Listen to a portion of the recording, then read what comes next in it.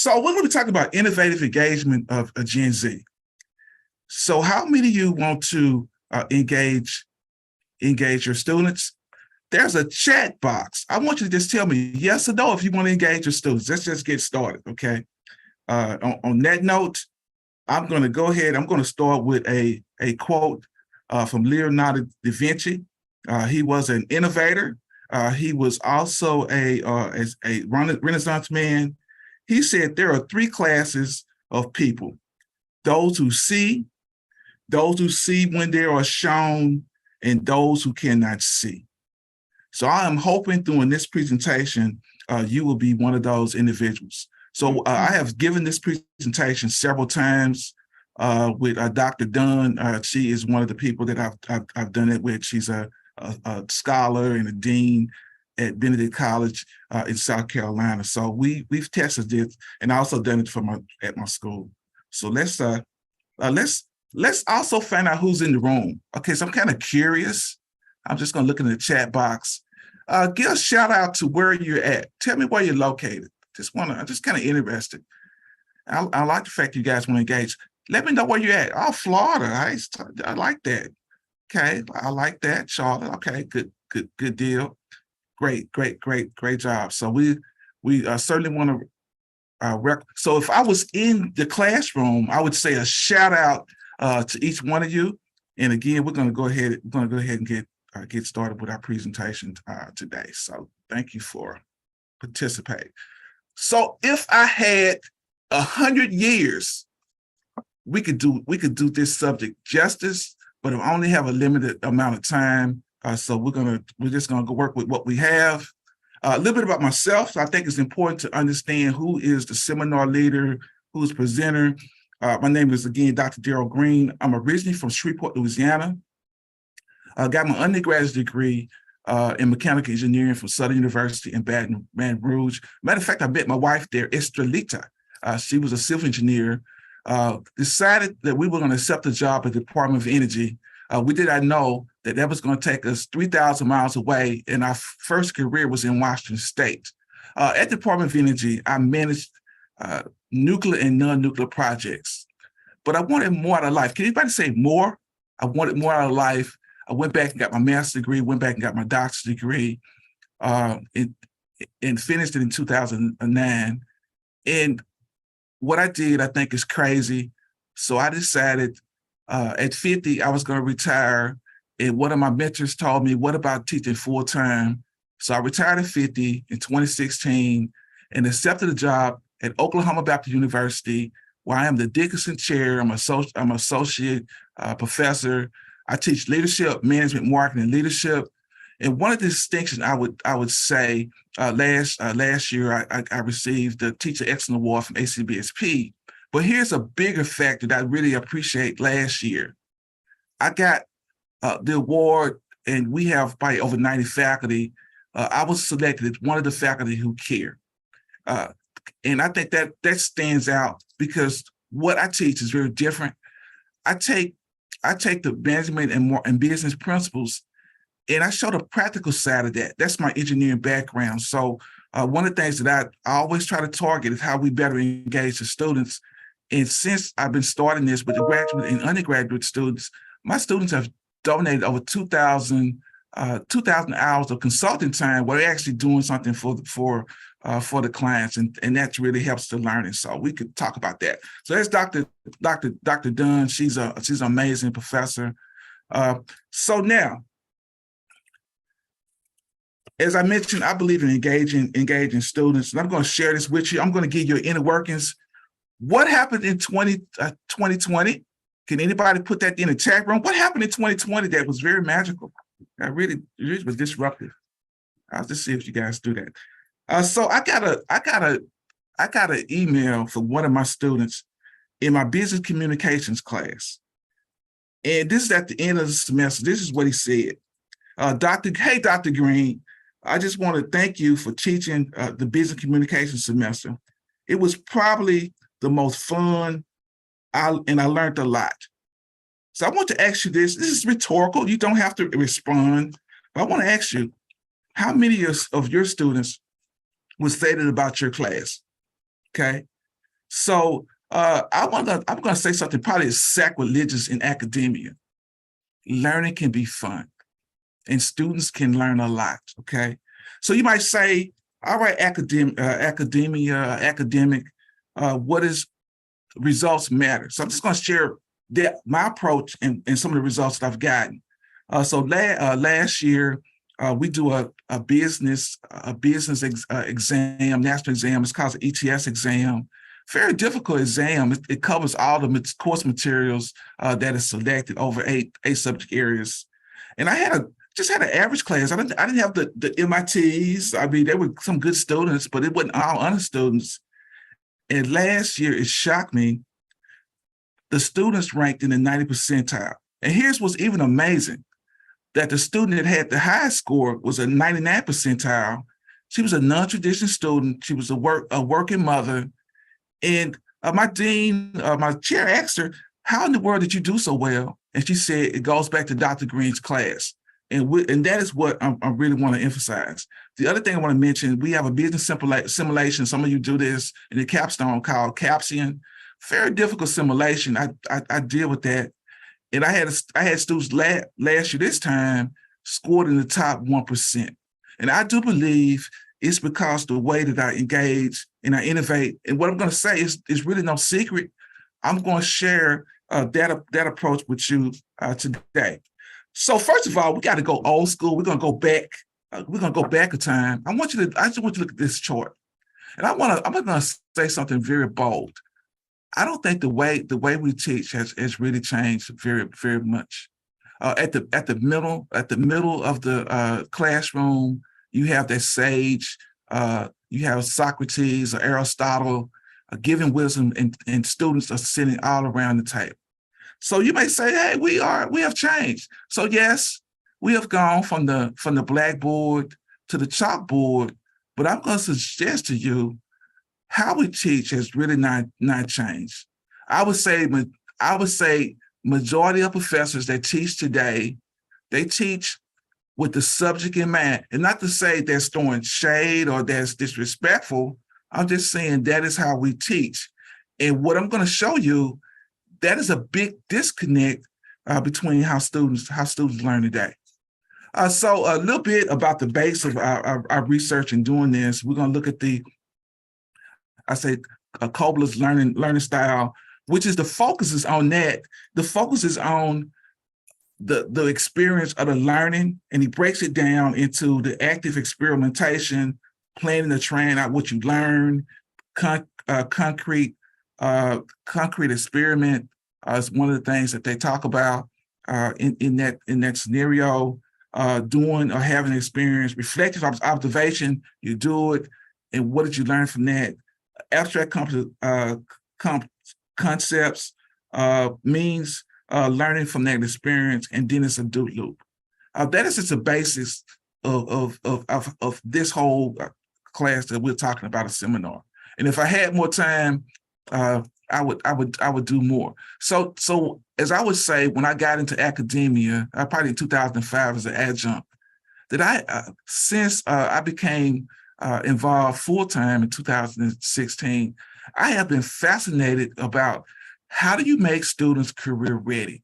So I've done research with several other scholars and trying to break that. And I found one of the key cornerstones of that if you do not understand your students, you cannot be successful. So I'm going to ask another question, again, using the chat. Do you really know your students? Most of Gen Z, do you really understand your students? Tell me yes or no. Just be honest. No one to know. This is virtual. It's anonymous. But I just want to, do you really know your students? I'm just kind of curious. Because I think in most cases that we really don't know the students. Maybe we know them by the number, especially if you're in a big school. So one of the questions that has to come up, because you guys are brilliant, is Dr. Green, why change? Why change?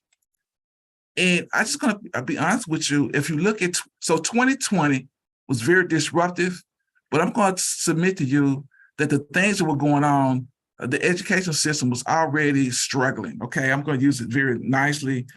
Since 2010, we have seen the academic population decrease. Okay, there's been tons of predictions about the schools collapse between 2011 and 2013.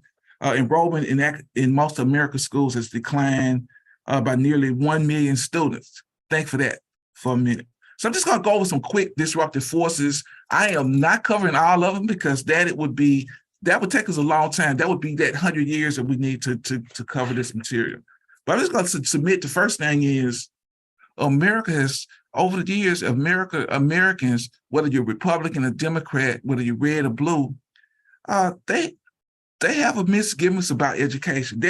I would say, about 10 of them have a negative feeling about academics, and that is a big shift, according to Gallup. That is a big shift. That Americans really don't know if the education is worth it. Now we know it's academia, and we see statistics that you're better off with a college degree than without one. But that is really the background that's going on right now. The accountability takes place. Also, the demographic changes, which I really think is, well. Let's talk about the technology. The technology is changing. Again, I know some of you probably nervous about Chat GPT, but the other things, the innovation, being able to do Zoom. When I first went in the workforce, the video conferencing, and I worked for the federal government, was poor. And now we've come a long way. Where I have guests coming all across the world, Germany, South Africa. So those are great. But also, I just want to mention about the demographics changes, which I think is pretty significant. So here's something to think about. By 2044, more than half of all Americans are projected to belong to a minority group. Okay, and by 2060, nearly 1 in 5 of the nation's total population is projected to be foreign-born. Does that? And so think about in the classroom. Are your stories? Is your work experience, is it relatable to the students that you're dealing with? And so that is some of the things, those are the reasons why you should consider changing, because if you stand still, like I showed that status quo slide, you're gonna be in a bad situation. So I want to talk about this generation. So here's what I want to say. In the chat, you might put this down there, but for the first time in American history, we have 5 generations that exist. I'm going to do this right off the cuff because I spent so much time in it. One of my research has been on the emerging changes in the federal government. That was a textbook, Impending Danger. So one of the things I want to say, there are 5 generations. So let's think about this. We have the greatest generation. They were born in before 1945. And they were very loyal, very respectful. Then you have the baby boomers, born 1946 to 1964. A lot of turmoil during that time. The Vietnam War, Civil Rights Movement. You had the women's movement. A lot of things going on that shaped them. Did you have? I would say Generation X, which is my generation. We call them latchkey kids. They were born in 1965 to 1981. Then millennials, a lot of times professors get this wrong. They think the students in the classroom were millennials. They're really not. Born 1982, 80s to 1990, 94, 95, okay? Very digital natives. And then we're talking about the generation that's in your classroom. If you have traditional students, 17, 18, is Generation Y. Generation Y is, here's the thing about Generation Y. Think about this. They're the most diverse digital natives and entrepreneurs that the world has ever seen. They make up about 26% of them, about 23 million of them in America. And some nicknames, our generation, Nexters, next generation. So here's some traits about this generation. Their attention spans is 8 seconds. So I don't mean literally 8 seconds, but they're very short, okay? They're savers, they're social. I want you to think about this. Their life is an open book. Do you have kids? Anybody have kids or grandkids? Just tell me yes or no in the chat box. So that is very different. So here's they crave constant and immediate feedback. Again, they're digital natives. I want you to think about digital natives. Generation Z has never known a world without smartphones and social media. If they want something in terms of information, they just Google it. So I want to go back to this diversity thing. It's the most diverse and inclusive. Nearly half of them, about 48%, are racial or ethnic minorities, okay? So I want you to think about that traditional slide I showed of how academic has not changed. And I want you to think about the students you're dealing with. And so the way we teach is different. We say you can't have your cell phones. You know, some of them play on cell phones, but we have this lecture that we give them, and those things are not. They're divergent, and that is one of the issues. That's why I think this presentation is going to help a lot of individuals in terms of that. So here's the thing about the world.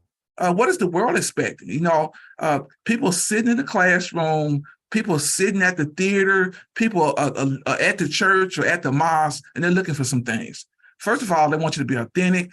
They want to be connected some way. There's a relationship. They want to feel a human experience. They want to have some interactions. All those things are very pertinent to this society. The society has changed. Some people don't want to mention that. Also, they want to be engaged. Moving on. So now, this is also important. So the learning approach of curriculum development is critical.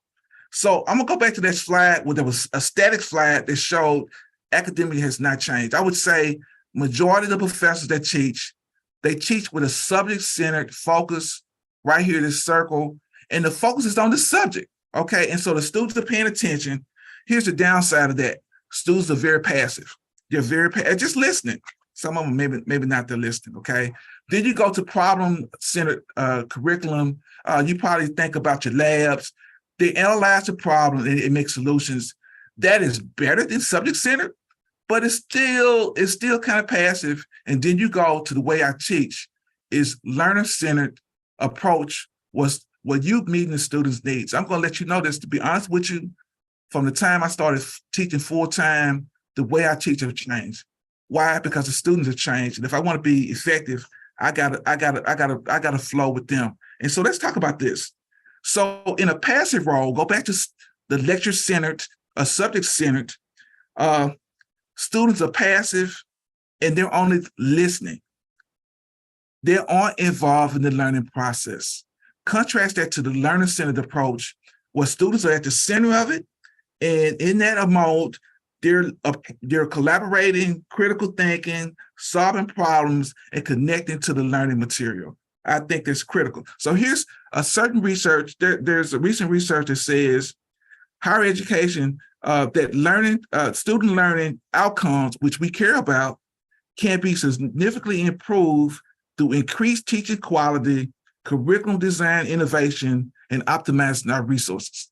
Again, if you do not know the students, then how do you make that happen? So that is very, very important. Okay, yeah, I agree. Being authenticity is a big deal. Thank you, Victoria. Thank you so much for that comment. So I'm trying to do both things. So moving on, because I want to hear you. I want to get your insight on things.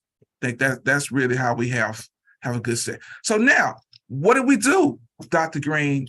I'd say you have to have a strategy, okay? Engage in strategy for students. First of all, it starts with your course design, your curriculum design. What is the goal for the class? What are you trying to accomplish? That goes just beyond, I'm just giving an example, it goes just beyond having objectives, having learning outcomes. In my classes, I also talk about the career readiness, and I connect the next learning elements. Those are the critical elements that employers say they need. Critical thinking, communications. I actually map that to the assignments. So students can't tell me, Dr. Green, you're wasting my time. This is busy work. They don't say that. So that's important. The development of a plan of actions. Every week I have a weekly lesson plan. and it changes. Okay, communicate with students up front. So I set expectations. One of the things, and you would be amazed, I don't accept any late assignments. And I said, if you turn in a late assignment, you're going to get a 0. And I'm going to let you know, students have responded. I don't have that as an issue, but I see other professors, they're taking late work. It creates anxiety on them because students are doing that. They're not doing the work on the time, but it makes a difference.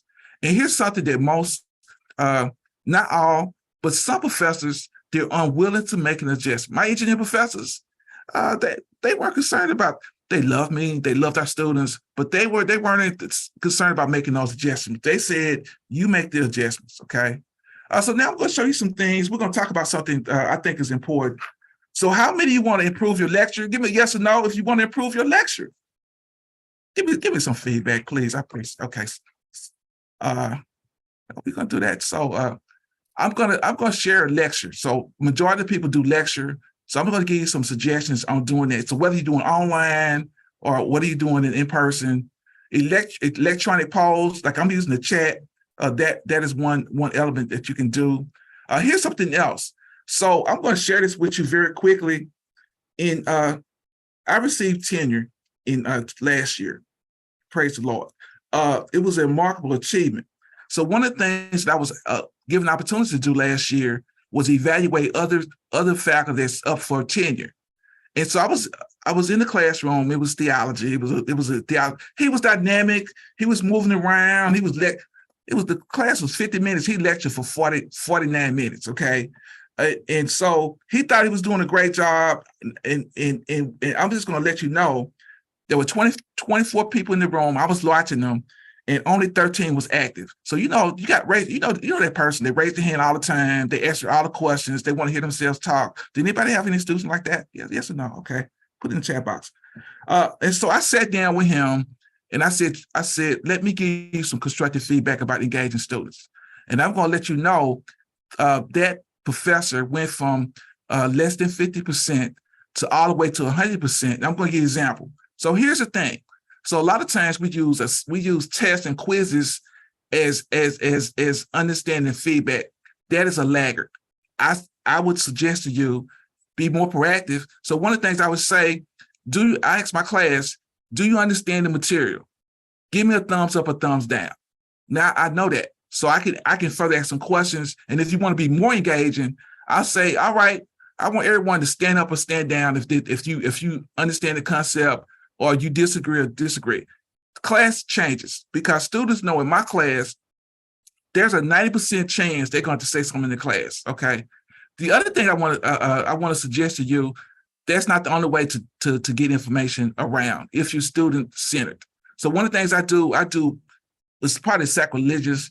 We do tours. We go to businesses. We take field trips. I've taken them to Walmarts. Don't laugh at me, please. I took them to the mall. Why did I take them there? I was teaching a sales class. I wanted them to understand what's the selling process. They were active. They were engaged. Also debates, guest speakers. I want to ask you this. How many of you, looking at your demographics of your class, of your school, bring in diverse speakers? Most times you don't. With the internet, you can do that all across the world. And that's one of the things we do. Role playing and skits. So here's a scenario I'm going to give you. I had to go out of town. I had another professor teach, another person come in and do a lecture. And I asked my students, I said, give me a video that you show that you can participate. So I'm going to share this video with you. Hopefully we got the sound. Here we go. I'm Graham Stiefel. Laura Hagan came and spoke to our class today, and these were some of the things that I got out of it. In order to be successful in the micro internship, you have to know yourself well and know your strengths and weaknesses. It's important to feel prepared before starting your internship, so talking to people who have worked with this previous client before, have experience in certain areas, is very much encouraged. Hi, my name is Lindsay Baird, and today my small business marketing class had the privilege of listening to Lori Hagens talk about 8 competencies that will help us in our micro internships. One that stood out to me was communication. She shared how communication can be verbal, written, and nonverbal. I'm Thomas Meadow, and the key point that I wanted to share with you guys that I took away from Ms. Lori Hagens was utilizing the OBU's career portal. The OBU's career portal is a way for you to upload your resume, job experience, cover letter, all of that, so that way jobs and employers can see what you do outside of school. This is also a way for you to reach out to jobs, search jobs, and reach out to employers so that way you can land internships and new job opportunities for you. All right. So what's interesting about this, that I did this, I had another professor come in and he did a boot camp on sales. And I showed him the video because they had to give a video summary of what the professor was talking about. Believe it or not, he told me, he said, I didn't say all that stuff. Some of that stuff I didn't talk about. So that tells you that if you use this laggard assessment of quizzes and exams, you're going to miss the opportunity to really engage your students. I just think that's just one factor. Icebreakers. I'm just going to go through this very quickly. Starting your class off with a mixer. I normally, there are several things you can do. I like the birthday lineup. Have the students line up according to their birthdays, and then you break the class off. Again, chats. One of the things that I do is what we call pair share, where I have an assignment and I have the students pair off with another student, and then they share the information. Again, Generation Z likes instant and constant feedback, and that's one of the ways that we do that. Moving on, class discussion. I really love this. So I just want you to imagine, okay, I want you guys to close your eyes and just listen to me. I'll say in the classroom is the first day of class in Dr. Green's class. So we get in the classroom, they've already decided we're going to sit together, we're going to chat because you're my buddy. And when they get in my classroom, they find out that they're assigned by teams, and they have to sit with their teams. And why do that? Because I wanted that to be disruptive. I want their learning to be disruptive so they can follow. And what I've seen is that we talk about participation because I don't call out a student, because I think it's wrong to really call out a student because sometimes they can be put on the spot. What I do is I call out a team. I say, team 5, what do you say about this? And I say, all right, Mike or Pam, you already spoken. Let's give another teammate a chance to do that. And when guests come in, I say, hey, we got 5 or 6 teams. You can call any team to get responses. That changes the dynamic of the classes. People were engaged, and that is good. But also, I like to go back to the old school, and we do board work. So I have an assignment. I said, let's do board work, and the students get used to that. They really like that because a lot of times they're playing on their phones. Other things, I use case study analysis. I actually do that a lot, and I let the students lead it. So what I found is when I have case studies, on Monday, Wednesday, Friday class, I let the class teams do presentations on Wednesday. Now, one of the things I ask, give me a summary of the lessons that I lecture on Monday. And what it does is reemphasize the material. It makes sure they understand it. And one of the things I do that I've included, Sidra, I included a handouts for you guys to give you everything. One of those is an engagement form. So I know a whole lot of ways to do icebreakers and stuff. But the engagement form, I ask the students, every time you do a lecture or case, you have to do a learning activity. And I'm going to let you know, the students come up with some things I have never heard of. The students are having fun. They're learning. And so, whereas I don't become an entertainer, I don't become the center of attention, I put the emphasis on the students. It creates less work for me because they're actually evaluating what the students are doing and how they participate. And one time, I was a class of 30 students, I was trying to make sure all the students were engaged, and I was doing that. Now the students do that as a part of their learning. So that is, so let the students lead some discussions, make sure that they understand the material. Again, that is real-time information that will help you be a better professor. Okay, technology is important. And you can use games, interactives. So what I want to show there is that, again, students can use technology here's the thing. One of the good things that happened out of COVID, and COVID was very problematic in terms of people dying, but one of the things is to use Zoom. And so now all of my final presentations are done on Zoom. And so I take that information, I reuse it, so the classes that come in after them, they're better prepared and they can use it as a benchmark. So this is just an example of a student presentation. They're learning how to use Zoom. They're learning how to present, because I think that's the future of work. And so that is what I'm engaged. So known as Team Erie, and this is our report over rounds 1 and 2 of the practice rounds. I'm going to hand it off to Daron, and he's going to go over research. See how they're handing out, they're working together. Okay, so for the research and development part, we kind of just played around with the numbers a little bit, try to stay in the range of that's the example, but that's the future work. They're gonna be working, some of them are gonna be working remote, and so we've done that.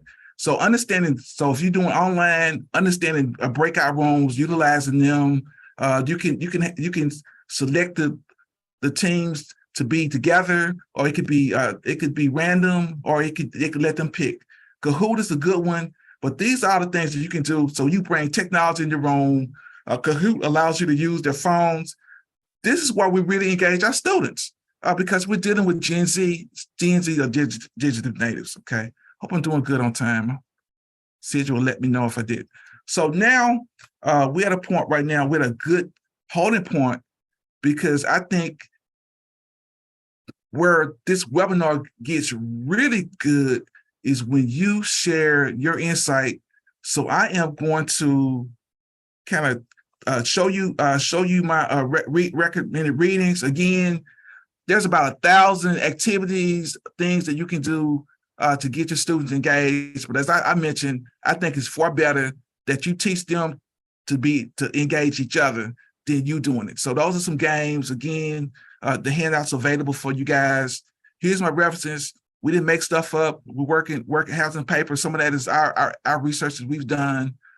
And I'm gonna shut this down so I could get more of your input. So CJ, would you come back and I want you to give me the first thing I want to ask you guys. Can you give me some examples of ways that you engage your students that I didn't mention? Because let's learn something. Can anybody give us some in the chat room? Give us some things that you do. Sidra, will you help me out? Sure. Okay. So we have some feedback. A lot of this is similar to the flipped classroom model, which they use.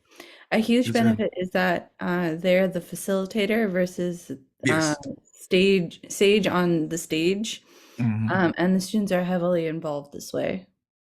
I like the sage of the stage. Yeah, I use a flipped classroom most of the times, because most of the work they do is outside the classroom. I give them the parameters, so that's a great thing. So now, what do you think is the biggest challenge for being a professor in 2023? So give me a word or phrase. What do you think is the biggest challenge before you? Because the future of work is going to be different. So let's see what we can come up. Give me some things you think you're going to be challenged at right now as a professor in the 2030. Okay. We have the biggest challenge is getting students to read the textbook, them using cell phones and laptops, student attendance and mental health, student engagement, and they will not read, helping students balance work and school, yes, taking good notes. In general, student lives are complicated. Wow. Great job. So I'm gonna give you guys want some tips, hits, and tricks. So let's deal with the reading. Students come in, I admit this. Students come in, they hadn't read the book, they have assigned readings. So what have I done? Dr. Green, share this. There are some products online, and Hawks Learning probably has something similar, but I use not a quiz, but it's an artificial intelligence program about one publisher, and students have to take that before they come to class. And it gives, so if you answer, they don't have to read the whole chapters. What they do is skim the pages, and they get X battery of questions or AI. And if they don't, they may get 100 questions. So my performance have gone up. I know students are reading, or at least reading the material. And that's one of the things that I would say. But mental health is a big deal. And I just think being available, being accessible. And if you're not built like that, I'd say one of the things that you may want to do is aligned with another professor, and I think mentoring is being mentored and mentoring professors is very important. And having like Hawks Learning is important. I really thank them for doing that. So any other, what are some questions? Any questions for me that I can address, could help you guys out, because I need help. So great discussions. We do have a question. How do Okay. you best integrate technology in the classroom? Okay. That is a great question. I'm going to give you a definitive answer. It depends. It depends. It depends on the students that I'm working with. I think for me, certainly I use our learning management system. That all my materials are on the learning management system, and there are spots where I do let students use their phones. Because if you take, it's like elementary school, you take kids' phones, if they're in 5th, 4th grade, they'll get mad, they'll have a fight. And so I do think embracing the technology is good. I think you have to pace yourself, but I think you need to, so my thing is I can't know all the technology. And so like for one thing, I'm gonna give you an example. My students say, Dr. Green, because I teach marketing, they say, Dr. Green, you need to get on Instagram. Didn't know anything about Instagram. I don't need anything to do. But I listen to them and I've become a better professor, because now I understand that I have to have one student, he's an influencer, he has 1 million followers on TikTok. And so I just think asking the students, how can I best, and that's what we don't do. But I would say I do this, I do at midweek, midterm, semester, I have index cards, it's anonymous, and I ask students 3 questions. Have we met the objectives? Are they in progress? Or we not met them? The second question I asked them is that, what do you enjoy about the classroom? And I asked them, how do we improve? So I don't tell them, don't take an aim at me, but how do we improve the class? And as I mentioned, when you get students buy in, when you listen to them, it changes the whole thing. So I'd say getting them involved is one of the ways. So great question. We have 2 comments. Okay.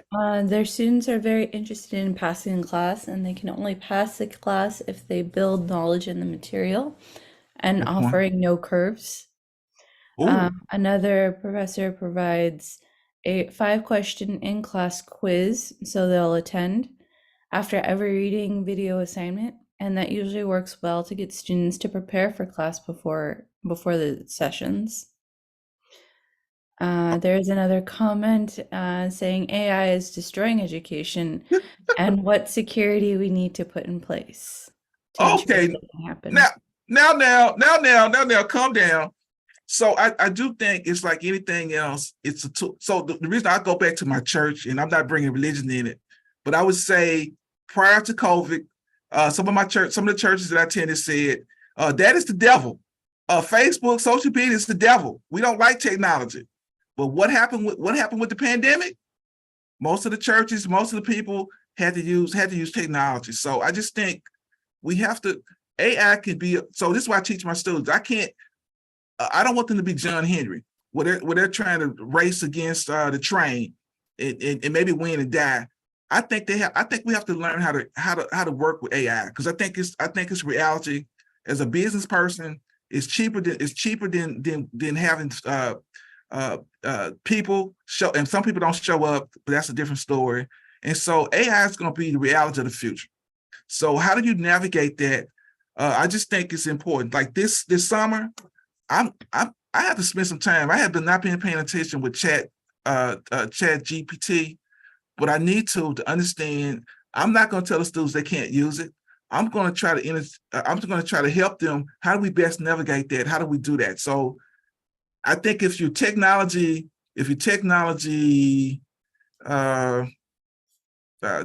challenge, I think we have to try to do something. Or not, you could be that cat teaching the oh, I agree. I think you can be that person that's I know some people that we're in the 23rd century, they're teaching how to use typewriter, or how to be a blacksmith.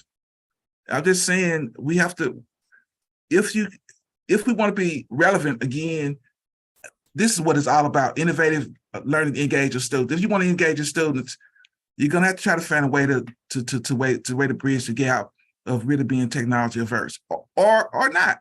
Okay. Great Absolutely. questions. You have 10 minutes. Okay. Do you have any closing remarks for us?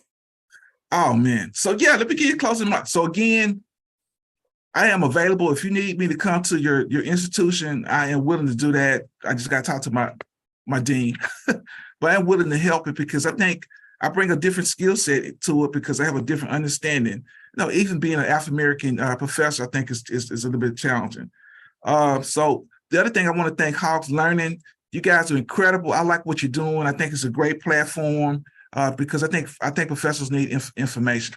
So I'm going to wrap it up. I'm going to give you a summary. How can you contact me? Great question. It's let me just go. I'm just gonna play this right quick. I'm gonna put it in the chat.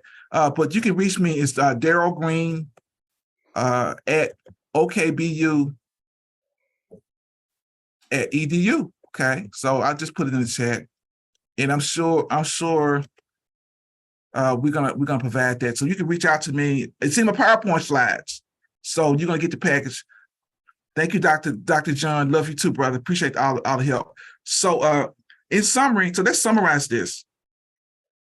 If you want to engage Generation Z, you need to do your homework.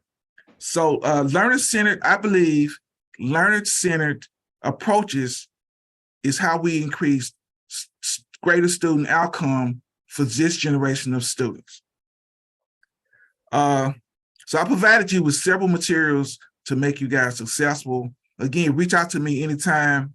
And I'm a storyteller, so I'm gonna share this story with you to kind of bring home the point of engaging our students. I'm from Louisiana. There was a time in the winter, there was a massive storm. It was a winter storm. There was a lady, her name was Pam. She was working in her office, and Pam decided she needed to go home. It was a blizzard she couldn't see. She got in the car. She was on the highway and could not see the lines on the road. She was nervous. She was frightened. She was scared. And she saw in the fainted distance, she saw a car. And all she could see was the back lights of the car. And she started following it. She was going slow, but she was closely behind this car. And all of a sudden, this particular car stopped on the middle of the highway. Well, Pam she could not understand this. She could not understand it. She also stopped, following closely behind that car. So she stopped, and the gentleman got out of his car and approached Pam, knocked on her car window. She was nervous. She was frightened, but she let down her window, and she said, "Sir, what are you doing? I cannot believe that you have stopped your car in the middle of the highway during a blizzard." The man looked confused. He looked at her and said, "Lady, I'm on my driveway and you're trespassing." So what am I saying? Let's break this down. Are you headed in the right direction? Are you on the right road, given the future of work? The other thing, are you following the right pattern? Are you looking back 100 years where professors will focus on subject matter? Or are you looking to the future? So again, I am a resource. I am Dr. Daryl Green with Oklahoma Baptist University, and reach out to me anytime. Again, I want to thank Sidra for doing an amazing job of moderating. I want to thank Hogs Learning for providing an outstanding, amazing platform. And I am your servant. Reach out to me anytime that I can help. Dr. Green signing out.